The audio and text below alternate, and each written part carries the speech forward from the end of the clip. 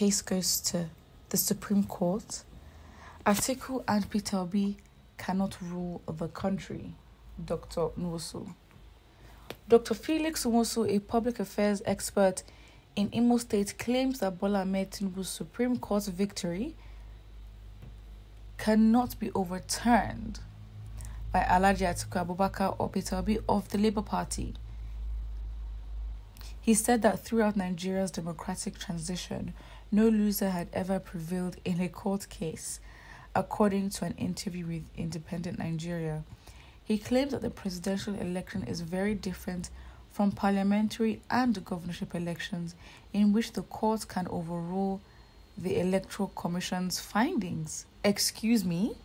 He claims that the general populace won't permit a judge to overturn Bola Tinubu's decision. Do we understand why we are in court in the first place? What's the general populace? How does the general populace have anything to do with what the court is going to decide? That does not make sense. We just basically want INEC to present the documents that it said it would use to store information on how the elections went. And now we're asking INEC. INEC is saying, we don't know what you're talking about. 7 documents that were requested from INEC, only 2 were brought. And then the remaining 5 is nowhere to be seen. So it's the audacity to say that the general populace, who's the general populace, when our general populace basically is divided into Peter Obi and Tinubu. Let's be honest, I personally don't know what Atiku is doing in court, because because Atiku and PDP, they played themselves. It's a thing where it's like they've been a contender for so long that in this election, the internal structure just broke down. So everyone's like, damn. So no one took them seriously, because it's like, if you're fighting against yourself, like a house divided against itself is going to fall. So it's like, PDP should have been a strong contender. I know that it wasn't, but it was just like another competitor, just another party in the competition. It wasn't a contender the way Labour Party was. The APC were basically, scared to their pants. Well, he continued by emphasizing that the fact the presidential election petition problem is complicated. It is complicated, but you can't say the general populace when you can literally, if they wanted to get Nigerians fighting and destroying each other because of these elections. I don't think there's been a more polarized election than this since Nigeria's democratic beginning. Like, crazy. I think the election, in his words, election cases ought to have been resolved before the inauguration. Oh, how convenient.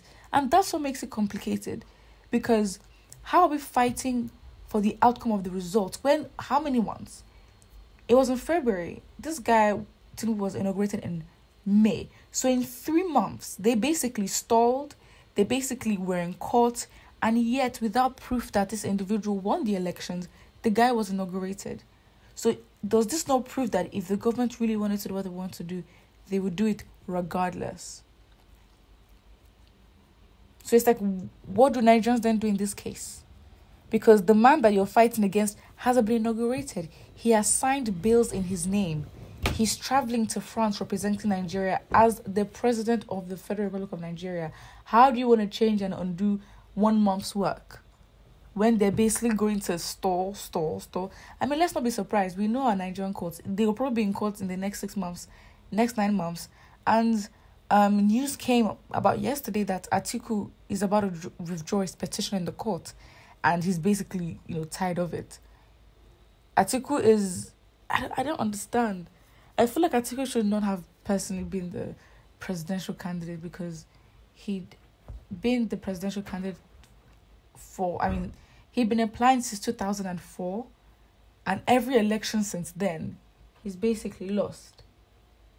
So we can admire his tenacity, but he needs to give it to another person, because it just doesn't make sense. Anyways, he claims also that in advanced democracies, election cases are decided prior to the inauguration. But of course, Nigeria will not be normal.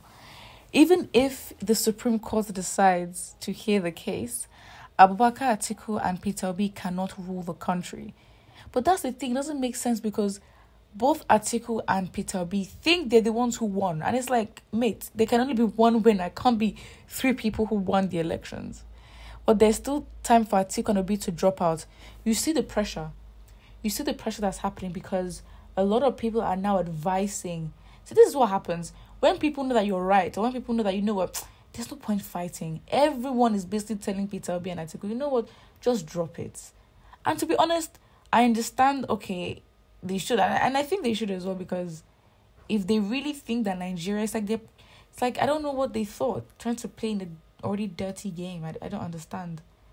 Because even if they were to win, which they seem like they were, but even if they were to win, I mean, they would literally be worked against. If Peter Obi was impeached as governor, you think they'd let him? The same individuals that come out and say, oh, you know, he did not share funds and he was very strict with money, he was too economical, blah, blah, blah.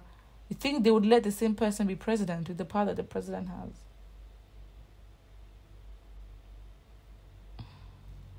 There is still time for Atiku and Obi to drop out. Presidential elections are unique from parliamentary and governorship elections, which the courts can readily overturn, and the people will accept. Very interesting. I mean, you know what? I also personally think that Atiku and Peter Obi is just very unrealistic for them to still fight in this case, because they're basically fighting a dirty game. I mean, look at what they're doing to Nnamdi Kanu and other people. Like, Nnamdi Kanu has been detained for a year. So, like, if the government really wanted to misbehave and decide they'll frustrate your efforts, the government will frustrate your efforts. They don't play. They really do not play. Anyways, it is quite sad. I really do think that Peter Obi and Atiku should drop their cases. Put what you think about this in the comment section below. And don't forget to like and subscribe.